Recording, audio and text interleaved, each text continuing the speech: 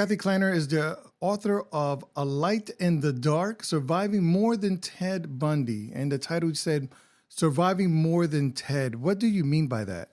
I have had several things in my life. When I was 13, I didn't know what was wrong with me. I was always sick. My parents took me to a pediatrician who sent me to the hospital, and I was there for 3 months. They didn't know what was happening. It was attacking, whatever this was attacking my kidneys. And the doctors told my parents after the 3 months to send me home. They didn't know what was wrong with me and just to keep me comfortable. But there was one doctor who said, I'd like to try experimental chemo on her because I think it might be lupus. So as I took my chemo, I was homebound in my seventh grade, and I could only look out and see my friends playing outside. I lost all my hair, and I was always alone because my parents worked. And as I sat there that year, I would look out and think, I want to go out and play. And I saw my parents with so much angst and just so overwhelmed with what was wrong with me. And I wanted to get better for them. I wanted to take that away from them. So it was a matter of will that I got better. And it was something that I needed to do for myself. And I did put lupus. I'm in remission, and I'm happy, and I moved on from that. Normally, when people go through such traumatic events, there's survivor's guilt. I mean, you've had several instances of this. How did you fight through that? I didn't have it. I focused on myself. Of course, I felt bad for everyone, but I didn't feel like, why me? I felt, I'm glad it's me. I'm glad I'm getting better. You're writing this book. What came about? What was your inspiration to get this word out? Over my life, I've had a lot of people that I've told my story to, both from my early childhood with lupus, on through attack by Ted Bundy, and then I've been diagnosed with stage 2 mastectomy for stage 2 breast cancer, and all these things in my life. And I thought when I got through one thing, I'm like, that's enough. I won't have anything else to go through. But I did, and I survived the attack by Ted Bundy. What recommendation would you have for young ladies out there about safety? Be aware of your surroundings. Don't always walk with your head down on your phone. Kind of keep up, see what's around you, know where you're going, and don't try to be surprised by Ted Bundy. Ted Bundy used to stalk women and hit them with an iron club and then take them into his car and kill them and leave them in the woods to die. He was very keen on that. And he would go into rooms at night, in girls' rooms in their apartments, and attack them there and kill them. And again, he would put them in his car and take them to woods. Sometimes he visited them again. Most of the time, he just left them there for dead. And he never focused and went being nice to anyone. A couple times he asked for help because his arm was broken, which it was not. But he didn't want to face his victims. He always killed them from behind or at his room at night. So make sure their doors and windows are locked. But it's important for them to be aware and to know that they can be strong if they have to be. He was startled by some lights from car lights, from what I understand in the story. Did you ever meet the person who startled him, or do you even know what car, what that light was? No, the light came up from our bedroom was in the back of the house, and it was about the size of a normal dormitory room. On each side of the walls, we had our dresser, our desk, and then the footboard of our bed, twin beds.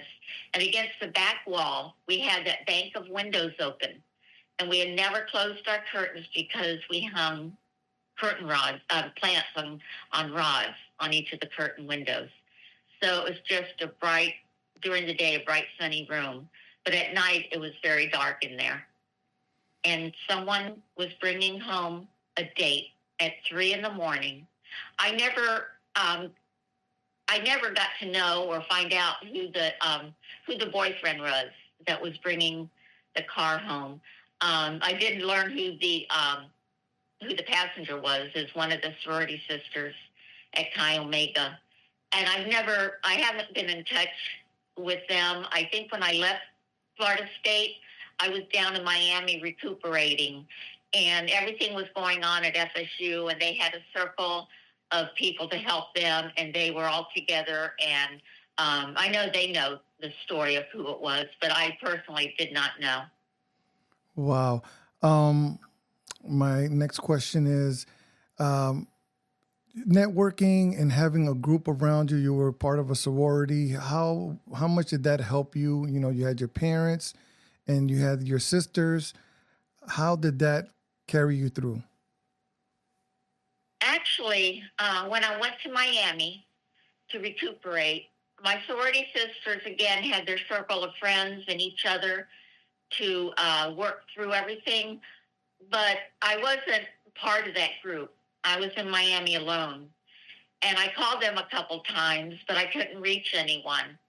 And like I said, they had their circle, and no one ever reached out to me in Miami. I think they were doing their own thing, and I believe they were told not to contact me because they wanted Bundy to kind of move out of the sorority house and not be part of the story anymore. So I had to recuperate on my own, both physically and mentally, and it was just something I had to endure. Well, it's like lupus and cancer and Bundy. All these are things that really are personal journeys. Do you feel like you've gotten stronger with each challenge or weaker in your life? I feel stronger. I know through lupus, of course, I was in remission because of the chemo. I lost my hair, and then it came back. And I went to high school. And I was the happiest person there, just to get out and meet people. And I joined the theater, the drama troupe, and it was great. I could come out and be anyone I wanted to be then, except that sick little girl that was homebound in 7th grade. And then, so you were alone with the Bundy, and now through breast cancer, are you alone again, or do you have found a support group through the breast cancer? I was diagnosed in Athens, Georgia, and I had a great support group then. My husband was getting his PhD at University of Georgia, and the faculty just was wonderful for me, and they helped my husband through it. And it took me a while to get through the mastectomy and to get into rebuilding myself and my self-esteem again. But it was something that was good for me because I knew I could, again, get through something. And after chemo and breast cancer, about a year later, my husband and I wanted to have a child. And I got pregnant, and I had a miscarriage about 8 weeks into the pregnancy. About 6 months after that, I got pregnant, and I had another miscarriage at 12 weeks. But we decided that that wasn't going to happen, that a baby would not be part of our life now. And so we reconciled that by going out and getting a sailboat and naming it Sally. What message should a reader expect, or what should a reader expect when they read A Light in the Dark? I hope they see that life goes on, and don't be alone in your room. Don't put yourself into a little corner, because no one's going to grab you and bring you out. You need to have the windows open and know that it's good out there. You just have to find the strength inside of you and use it as you go along. I hope people get the message that I've gone through things and I've survived, and they too can do it. They have to be good to themselves, and they have to be motivated to get better for themselves and for those around them. A Light in the Dark, Surviving More Than Ted Bundy with Kathy Kleiner. Thank you very much for your time. Thank you so much.